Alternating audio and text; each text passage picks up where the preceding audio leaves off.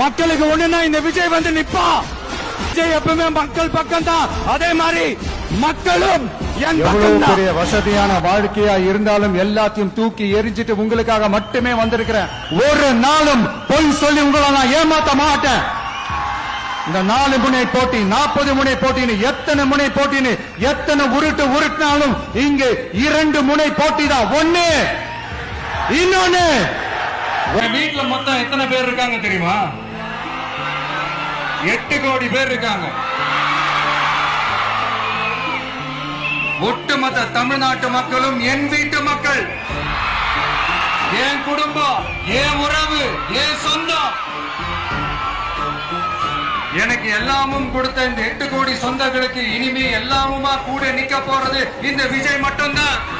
மக்களை நேசிக்கிற விஜய் வேணுமா? அவ்வளவுதான் இந்த தேர்தலே. சாதாரணமா இருந்த ஒரு விஜய இந்த உயரத்துல தூக்கி வச்சு கொண்டாடிக்கிட்டு இருக்கிறீங்க.